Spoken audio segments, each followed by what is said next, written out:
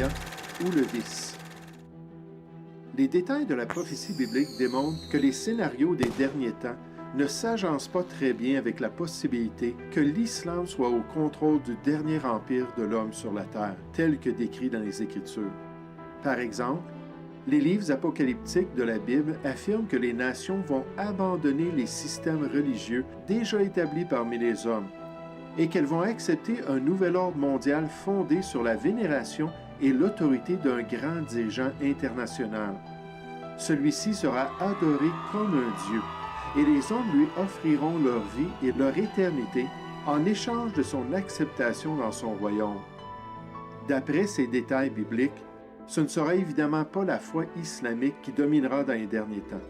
Celle-ci ne permettra pas une telle idolâtrie parmi ses rangs et parmi ses dirigeants. Un autre aspect de la prophétie biblique qui réfute la thèse du règne islamique sur la terre dans les derniers temps est le fait que les Écritures décrivent le sentiment social et moral de l'humanité pendant cette période de temps, des sentiments qui sont contraires aux croyances islamiques. Elles nous disent que le vice et l'immoralité feront partie de ce que l'impie offrira à l'homme dans son nouvel ordre mondial. Ainsi, le règne de ce grand dirigeant des derniers temps ne sera pas un règne de justice et de droiture parmi les nations, bien au contraire. Il sera un règne dans lequel la méchanceté de l'homme sera entièrement tolérée et même encouragée. L'homme pourra donc faire ce qu'il désire, même les actes les plus décadents, tant qu'il se soumettra à la structure sociale et religieuse du malin.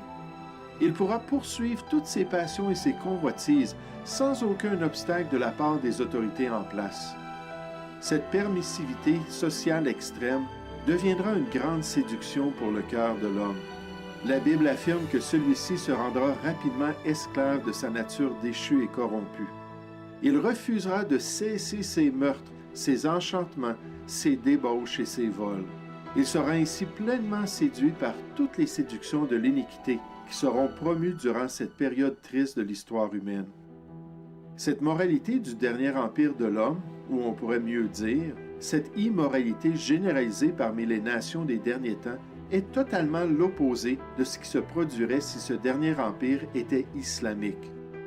En fait, la loi islamique ou la charia présente un haut degré de moralité et de règles strictes qui sont totalement contraires aux dérèglements décrits dans ce dernier empire mondial. Alors, c'est soit la charia ou le vice. Les deux ne peuvent ouvertement cohabiter ensemble. Il est impossible qu'il en soit autrement dans cet empire prophétique.